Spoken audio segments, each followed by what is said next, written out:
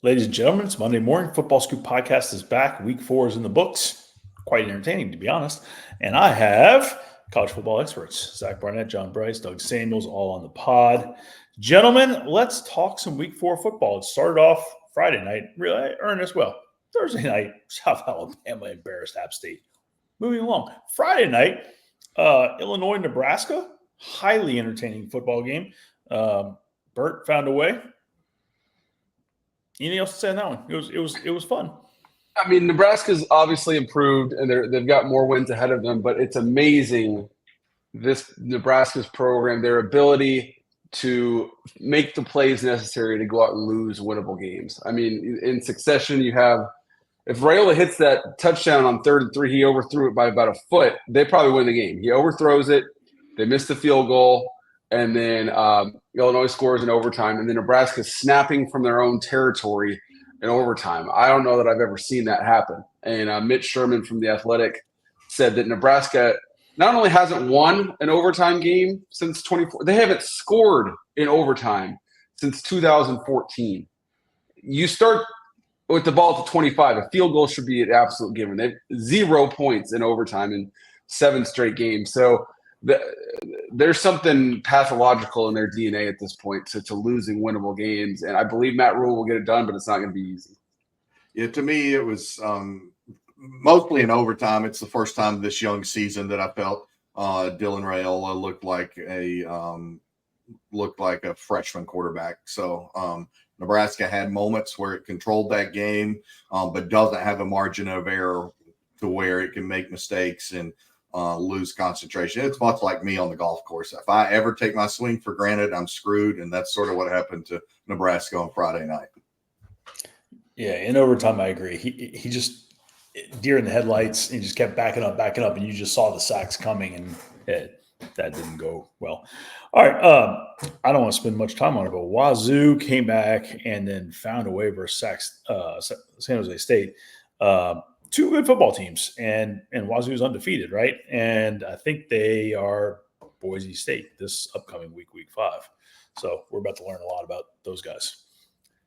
Good talk. Just real quick on that game. It's not going to surprise anyone that a Pac-12 after dark game got weird, but Washington State outpassed, outrushed, led at halftime, 1 turnovers, scored first. Usually when that happens, you win by at least 30, and they won by 2 in double overtime.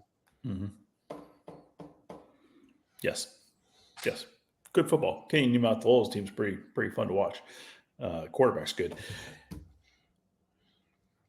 Saturday, I want to talk about Tennessee, Oklahoma. I thought it was great theater. It was fun to watch. I thought Hype could have done more. He was emotional afterwards. John Bryce, I know this one's near and dear to your heart, as it is to Zach Barnett's. JB, I'll start with you. Thoughts on Tennessee's win? Yeah, Tennessee is where it is right now, number 5 in the country, and winning all these games by double digits because of its defense as much as its offense right now. The balls are faster than they've been in a really, really long.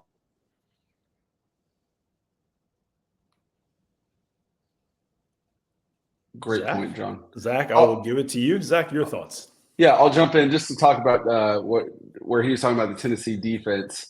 I mean, that matchup decided the game because it dictated what Tennessee did offensively. It was obvious from the jump that Josh Heupel decided there's absolutely no way Oklahoma was getting to 20 points without significant help. So he decided, I'm not going to give it that help. So the Oklahoma defense played very well, especially considering the circumstances, getting no help from their offense. But it was also just a little bit of Josh Heupel saying, you know what, We'll run the ball twice, throw a safe pass on 3rd down. If we punt, we punt. I think they threw for 0 yards in the 4th quarter. So it had been really interesting to see how that game would have played out if Tennessee needed a drive to score to go win the game with that offense against the OU defense. But the Oklahoma offense is just in complete shambles. They got to start Michael Hawkins at Auburn, I think, and he's a skinny true freshman who looked good playing hero ball late in the game. Can he actually function a real offense for 60 minutes is a giant question, but we know Jackson Arnold can't. So where does Oklahoma go from here? Real quick before we hand it back to JB, I feel like if you throw for 0 yards in the fourth quarter, there's something in the Big Ten bylaws that say you get an invite into the league. So I'll leave that out there. Big play. Agreed. I like that. I don't have a lot more to add other than it very much was personal for Josh Heupel. I was told that he actually banned NFL scouts from attending Vols practice last week because he wanted the team so locked in and hyper focused on the task at hand. So it was personal for him. The Vols didn't look great offensively, but dominated wire to wire. I'll be curious to see if moving forward, additional SEC teams have complaints about the Oklahoma turf. There was a lot of slippage during the game, and certainly there were a bunch of comments about it over the course of the weekend. So that was one element that stood out to me. But Tennessee has NFL players at all three levels of its defense. Some of them are veterans. Some of them are true freshmen playing that way. And I think that's got to be incredibly encouraging. And Nico Iamaleava did enough managing the offense to just let Tennessee get out of there. How about the Vols coming back? Big win, Oklahoma, and they come back with Morgan Wallen in Nealon. And what Peyton a weekend. Manning. Peyton Manning is suited up. I couldn't believe Peyton suited up. That was incredible. That was the whole weekend. So they kicked it off. It was a 2-part concert, and they specifically did it Friday and Sunday so that it wouldn't interfere with either Vol fans who wanted to fly Saturday morning to the game or who were just watching the games back home. So it was sold out Friday night, and Morgan Wallen walked out with the national championship Tennessee baseball team, virtually all of them, including their fur coat. And then Sunday night, you saw his entourage with Hype, Nico, and certainly Peyton all wardrobed out. What a world. College football is the best. Okay, a couple other games. I'm going to go through a bunch of other games, actually. Miami handled South Florida better than I thought Miami was going to handle South Florida. Kudos to those guys. Any thoughts on Mario Cristobal's team? Zach's So bold far, prediction. Yeah, go ahead, John. Zach's bold prediction looks really good. Miami looks to be the clear class of the ACC, and I'm pretty close to stamping Miami for real. I think that game was 15-14 or something, South Florida, and then the next thing you know, Miami's just running away in complete control, uncorked the longest run in program history along the process, a 91-yard or 93-yard touchdown run on just a dominant performance. Yeah, John said what I was going to say. Zach's prediction looks really smart, so we can move on. Oh, my God. Third person, no less. This guy. USC, Michigan. USC looked pretty good early on in the season. Michigan did not, and it goes exactly how no one expected it to go. Go blue. Doug, what you see in that game? I got to put my foot in my mouth because I think this time last week I thought Michigan was the most overrated top 25 team. I thought they went into that game and Wink Martindale had a great defensive plan. I think the defensive lineman, is it Mason Graham? Yeah, it was an absolute. He was unblockable. He was all over the place in between the tackles, making a bunch of plays. And then when it came down to it, on the 1 yard line, Michigan, you know what they're going to run. Everyone in the stadium knows what they're going to run, and they run power and probably get away with the hold by their tight end there on the left, just bear hugging a dude. But they went to power, they went to the well, and everyone knew it was coming, and USC still couldn't stop it. So that tells you USC's got a little bit of ways to go before they can compete with the big dogs in the Big Ten in the trenches. But I thought it was a fantastic game from beginning to end. Yeah, I wrote last week about how Davis Warren was throwing his way for Michigan into a 4-win season. And so completely by accident now, because they benched him after fall camp, but completely by accident, Michigan has stumbled into their offensive identity. And Sharon Moore said as much when they threw for whatever it was, 37 yards. Sharon Moore was like, yeah, I love it. So this is who Michigan's going to be. Kalel Mullings, there was that clip of him just dragging a USC defender, just completely running through a tackle. They're not going to – Michigan's not going to compete for the Big Ten championship this year, but this identity will get them to 8-9 wins. And they were able to stick to their identity because they fostered an early 2-touchdown lead and sort of maintained that space through much of the game. I'm curious to see what happens when the Wolverines on the opposite end of a 14-0 score or a 17-3 score. and see if they're still able to stick to that identity. Clemson hung 6,000 points on NC State in the first half alone. Clemson, pretty interesting college football team. There's your most overrated team in college football coming into this season, NC State, not Clemson. Clemson has looked better, although they're still very disjointed offensively at times.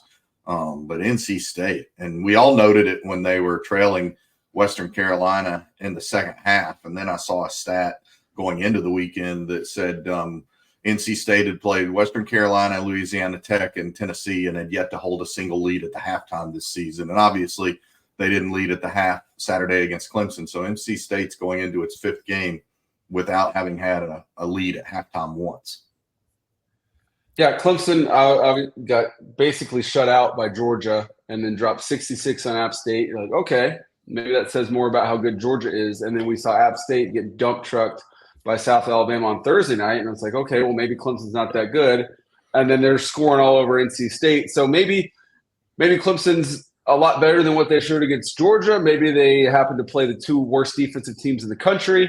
Maybe a little both. Well, NC State has given up, I think, 116 points in 2 games against Power 4 competition, Tennessee and Clemson. So long road ahead for the Pack. Very concerning. All right, some quick thoughts, guys. SMU did not start the season great, and then they just throttled TCU. Nice work, Rhett Lashley. Any thoughts? Just real quickly, Rhett Lashley gets the Troll of the Weekend award, and it's hard to take that from Lane Kiffin.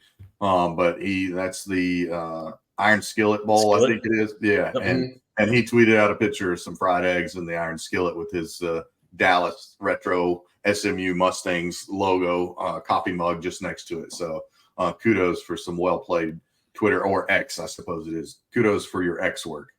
Yeah, I questioned Rhett Lashley's benching of Preston Stone and putting Kevin Jennings. And obviously, Rhett Lashley proved he knows the SMU offense better than I do, to the shock of many, I'm sure.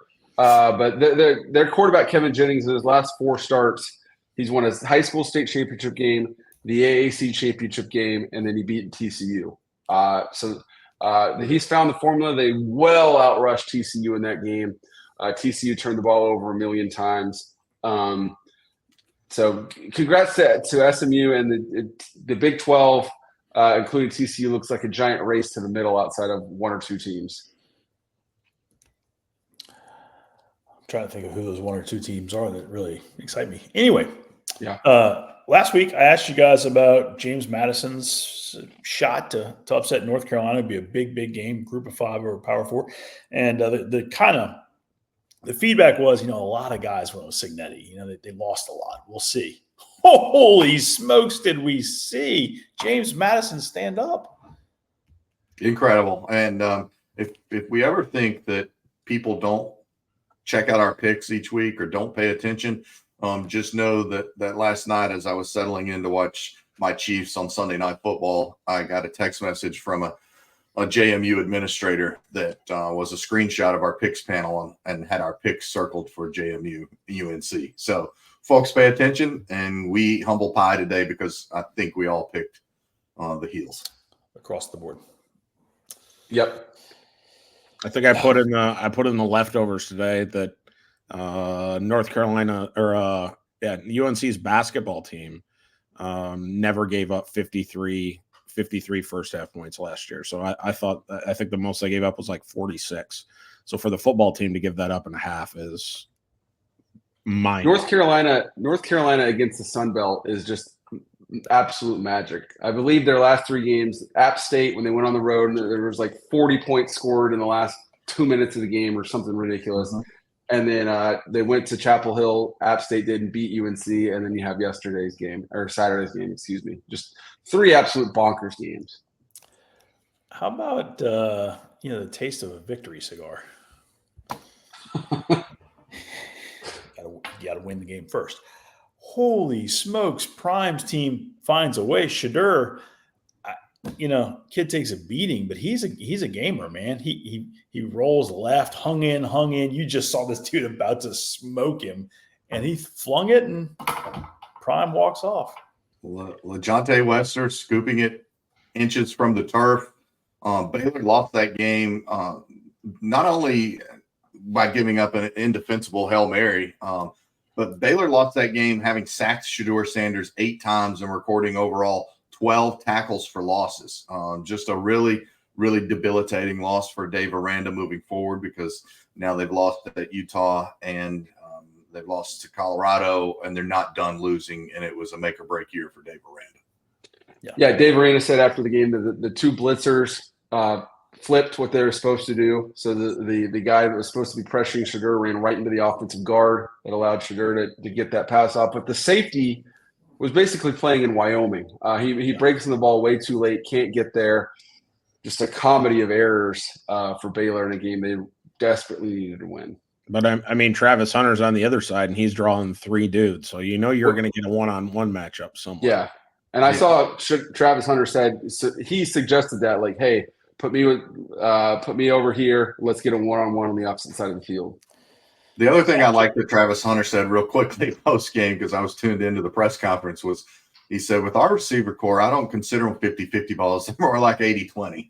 So I love that quote. And he certainly made the defensive play of the game by forcing the fumble at the goal line to seal the win in overtime. I wrote it last week. I'll write it again. The guy absolutely has to be the Heisman Trophy front runner. No player is as transcendent this season in college football.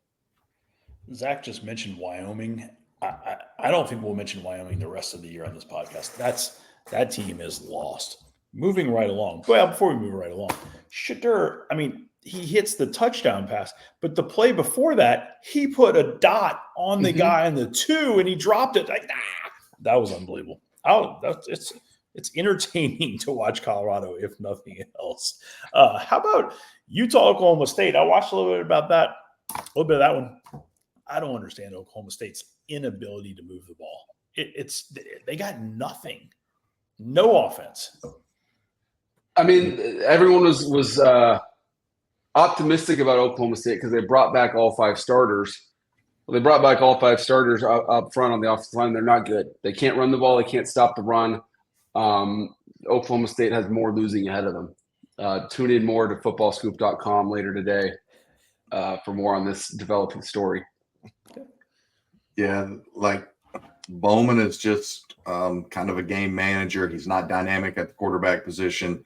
They're wasting Ollie Gordon in a lot of ways, and they're certainly not built to be a massive comeback team. What Utah did Saturday makes all the worse what Arkansas did the week before and allowing, or 2 weeks before, whenever it was, and allowing the Pokes to stage such an epic comeback to win that game.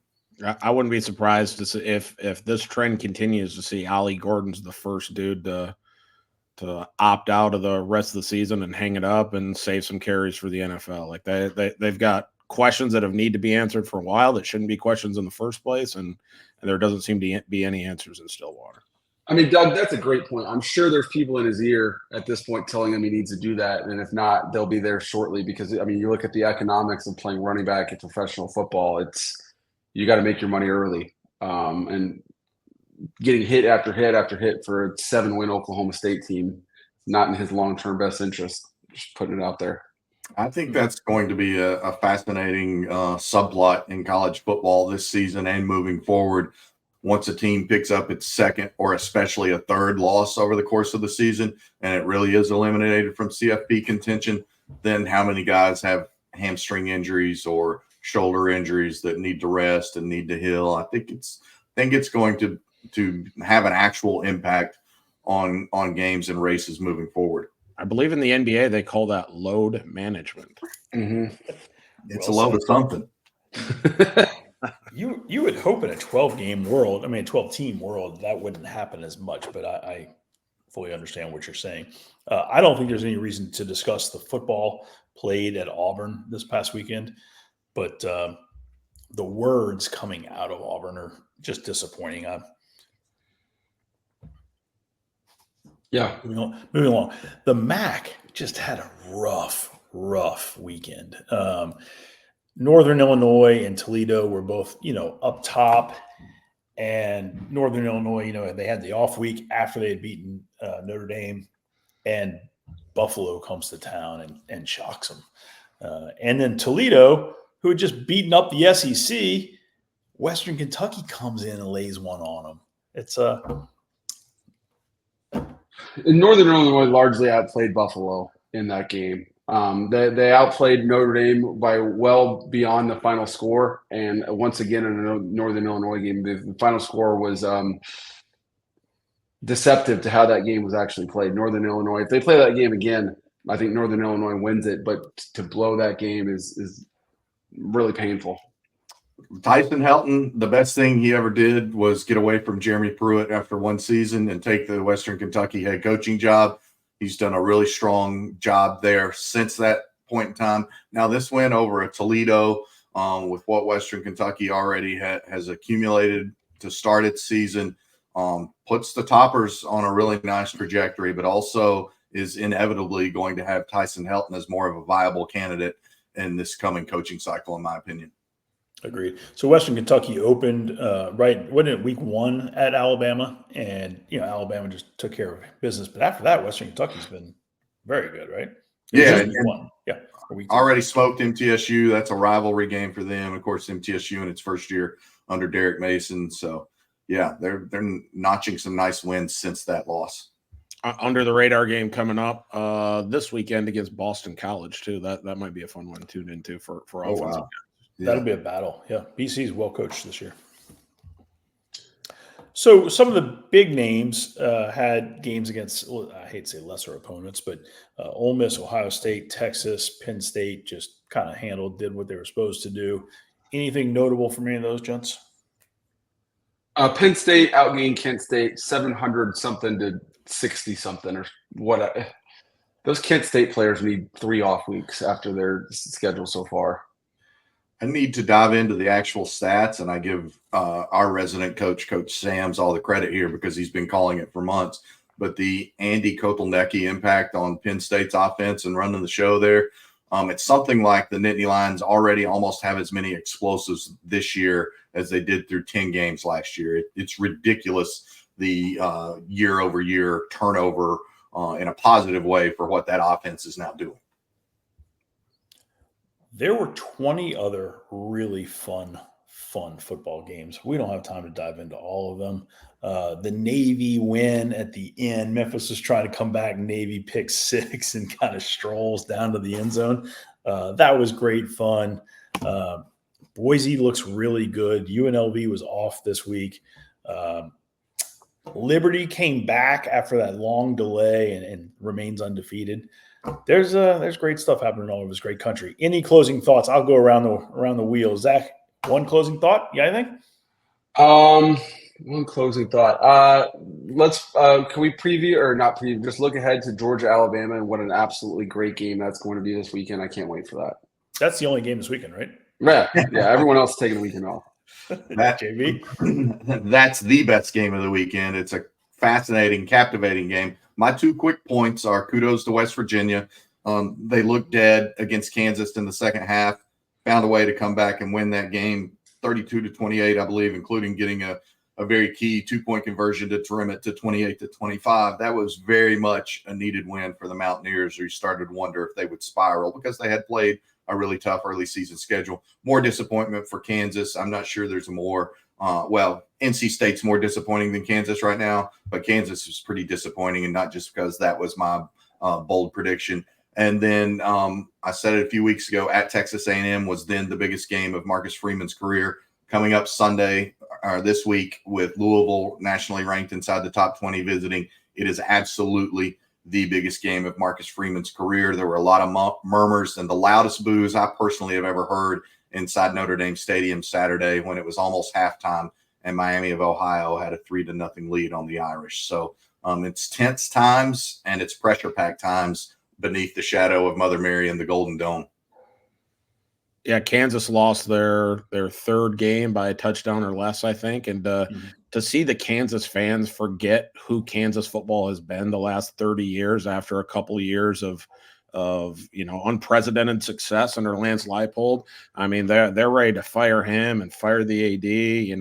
Not that Twitter is a great barometer for where fan bases are, But it's just amazing how quickly in college football you can forget your past that spanned 30, 40 years after a rough start to the season. So God bless college football. I was happy to see Billy Napier's team get one. Mississippi State is just they need some time. My son and I went to the LSU game. It was 5,000 degrees. It was good to see Nussmeier have some shots down the field, not take some shots. South Alabama is coming to town. Go. Yeah. Okay. All right. Okay. Don't want that one to sneak up on you before you get the off, and then Ole Miss. And Lane Kiffin Saturday morning videos are something y'all are going to have to see. That's all we got. Football Scoop staff, we're out. Everybody have a great week. See you soon.